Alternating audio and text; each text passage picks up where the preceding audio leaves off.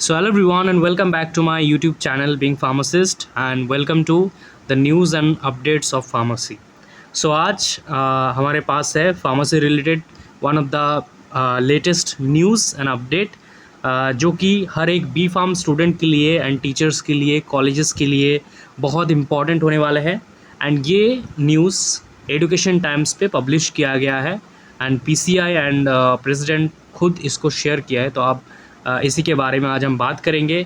सो आप जैसे न्यूज़ के हेडलाइंस देख सकते हो, PCI to revamp the B pharm curriculum after 11 years to make it more industry relevant.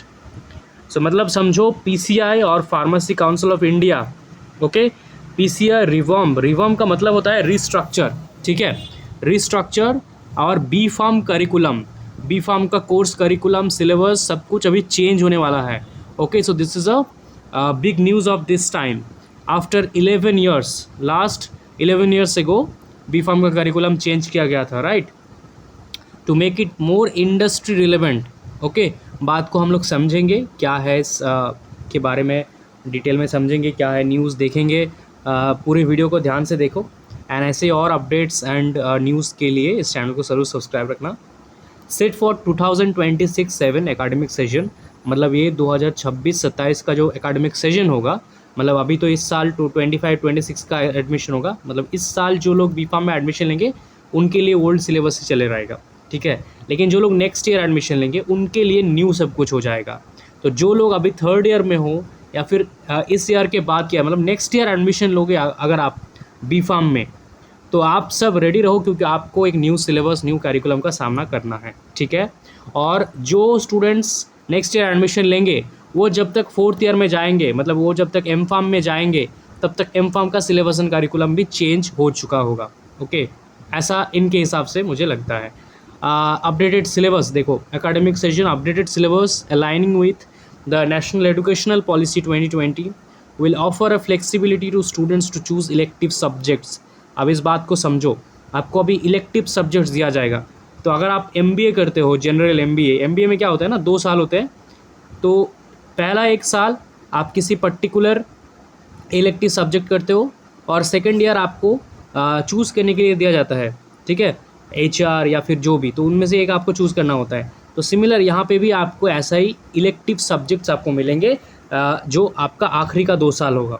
Detail में समझते हैं, लेकिन इम्पॉर्टेंट एक और point, training session will be held for the faculty to familiarise them with the new syllabus in the coming months. Coming years नहीं, coming month, मतलब ये बहुत जल्दी आ जाएगा सब कुछ, new curriculum and new syllabus. तो बहुत सारे मेरे पास कमेंट्स थे कि ये कब तक चालू होगा, क्या इसमें बहुत टाइम लगेगा, कि इनके हिसाब से ये नेक्स्ट ईयर से चालू हो जाएगा और अपकमिंग मंथ्स में सब कुछ आ जाएगा। तो ट्रेनिंग दिया जाएगा सारे फैकल्टी मतलब टीचर्स को, ताकि वो उस हिसाब से अभी अपना जो मतलब करिकुलम है, अपना स्टडी करिकुलम, टीचिंग करिकुलम, उनको मॉडिफाई कर ले। तो देखो, मैं यहाँ पे सबसे ज़्यादा इंपॉर्टेंट पॉइंट्स को डिस्कस करूँगा, पूरा न्यूज़ पढ़ने की ज़रूरत नहीं है। सो जैसे अब यहाँ पे बताया जाएगा, the reverse curriculum will include specialised courses such as industrial pharmacy and clinical pharmacy which will enhance the practical and academic learning experience of students. A committee consisting PCI members, academic research and etc. New syllabus likely to be implemented for the year. Likely बात को लिखा है यहाँ पे, मतलब ना भी होंगे तो ये लोग बोलेंगे कि हम लोग जिम्मेदार नहीं है, लेकिन ट्राई कर रहे हैं एंड अपडेट किए हैं, तो ये एक अच्छी बात है क्योंकि ये होना चाहिए इंडिया में। बिकॉज ऐसे करिकुलम हर एक, अगर आप आउटर कंट्रीज़ में देखोगे सभी कंट्रीज़ इसको फॉलो करते हैं। अगर बैचलर का डिग्री होता है तो वो टोटली डेडिकेटेड कोर्स होते हैं, मतलब वहाँ पे मान लो बीएससी कर रहे हो आप इंडस्ट्रियल फार्मेसी, ऐसे ऐसे टाइप के कोर्स होते हैं। जैसे हमारा बी फार्म एक ही कोर्स है, उसमें सभी कुछ इंक्लूड कर दिया गया है, राइट। ऐसे वहाँ पे आप बाहर के कंट्रीज़ में देखोगे ऐसे नहीं होता है। वहाँ पे जो फार्म डी होता है, वहाँ पे फार्म डी मेन डिग्री होता है, not B pharm. Pharm D dedicated है क्लिनिकल सेक्टर के लिए, आपको फार्म डी करना ही होगा। और बैचलर्स कर सकते हो आप लोग, मास्टर्स कर सकते हो, इंडस्ट्री ओरिएंटेड ही होते हैं वो, ठीक है। PCI is making a minor change to syllabus etc etc. यहाँ पे कहा गया है, syllabus of the B Farm and M Farm programs are being revised with B Farm going to be specialized oriented and M Farm is become more research based, ठीक है। तो B Farm syllabus जो होगा आपका या फिर curriculum जो होगा वो मोर लाइक क्या होगा, यहाँ B Farm going to be more यहाँ पे स्पेशलाइज्ड, ठीक है, स्पेशलाइज्ड ओरिएंटेड। और एम फार्म होगा आपका मोर रिसर्च ओरिएंटेड। जैसे हम लोग एम फार्म में सबसे ज़्यादा क्या फोकस करते हैं, पहले साल में 2 सेमेस्टर्स उस पर फोकस करते हैं, और एक साल में हम लोग का एक ही फोकस रहता है कि कैसे भी करके एक थीसिस हम लोग सबमिट कर पाए, रहेगी। लेकिन हम लोग एक्चुअल रिसर्च, एक्चुअल जो जो पब्लिकेशन से उन पे ध्यान नहीं देते हैं। सब यही ट्राई करते हैं कि जितना ज़्यादा हो सके हम लोगों का रिसर्च पेपर या फिर रिव्यू आर्टिकल पब्लिश हो जाए, बट सिर्फ ये हम लोग का एम नहीं होना चाहिए, ठीक है। Okay, the updated structure will also include provisions for multiple entry and exit positions and academic credit points. ये सब कुछ है आपका। 20% सिलेबस फ्लेक्सिबिलिटी दिया जाएगा। If new programmes are to be covered like they would have to be take permission from PCI। Anyways, हम लोग specialisation पे बात करते हैं। देखो, in the coming month the draft will be open to public stakeholders and institutions for feedback, ठीक है। उसके बाद सब कुछ सही होने पे फाइनल वर्जन रिलीज़ किया जाएगा। PCI कह रहे हैं कि earlier B pharm syllabus was a generic one, no specialisation. मतलब बी फार्म कर रहे हो तो आप इंडिया के किसी भी इंस्टीट्यूट से करो, आपका सेम ही सिलेबस फॉलो करना है। लेकिन अभी मतलब आपका मान लो 2 साल बी फार्म करने के बाद ऐसा लगा कि मुझे इंडस्ट्री में जाना है, तो आपके पास ऑप्शन नहीं है, आपको बी फार्म कंप्लीट करना ही होगा, तब जाके आप एम फार्म में एम फार्म फिर करना होगा आपको फार्मास्यूटिक्स में। लेकिन आप दूसरे कंट्रीज़ में देखोगे ऐसा नहीं होता। वहाँ पे आप बैचलर्स कर लोगे तो आपका इनाफ है टू जॉइन एनी इंस्टीट्यूट और एनी इंडस्ट्री और एनी हॉस्पिटल। यहाँ पे भी आप ऐसा इनके हिसाब से अब होने जा रहा है, राइट, कि 2 साल बाद मुझे लगा कि मुझे क्लिनिकल सेक्टर ही चाहिए, ज्वाइन करना है, तो आप क्लिनिकल फार्मासिस्ट ओरिएंटेड आप जाओगे, ठीक है। जैसे इन्होंने लिखा है, for the first time PCI will introduce 2 distinct specialisation under the B pharm programme. एक है इंडस्ट्रियल फार्मेसी, एक है clinical pharmacy.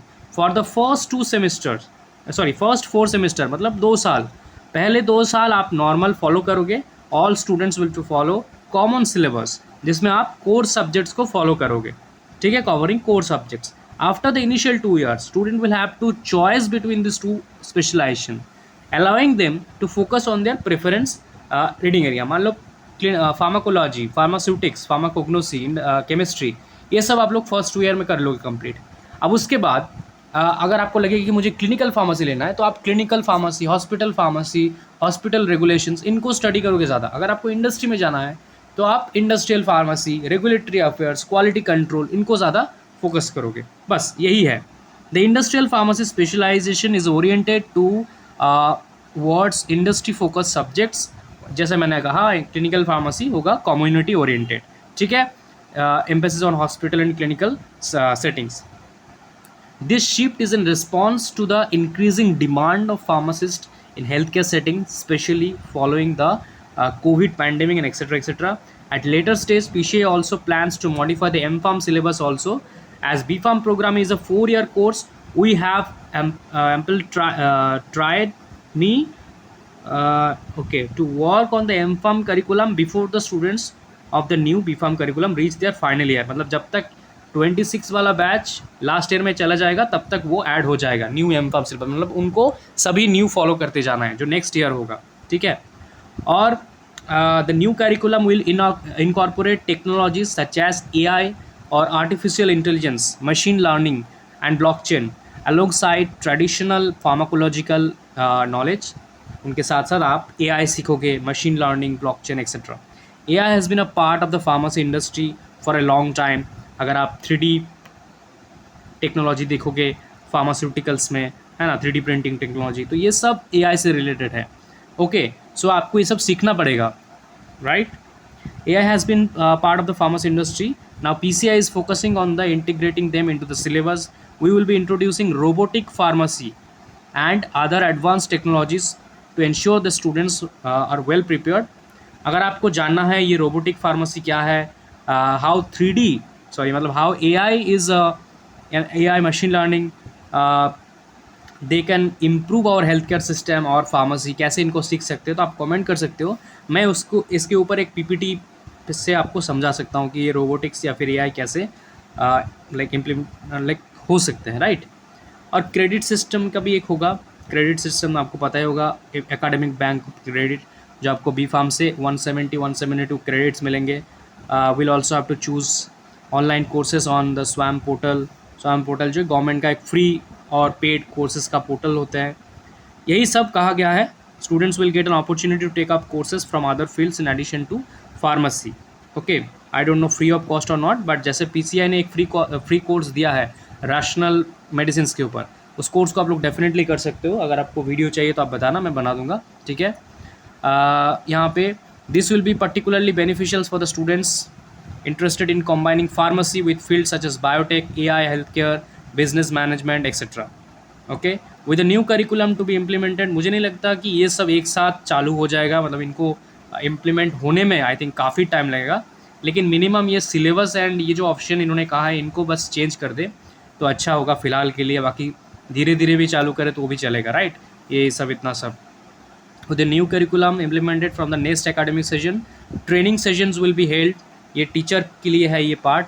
across the country, workshops will be aimed at familiarizing them with a new syllabus, ठीक है। so जो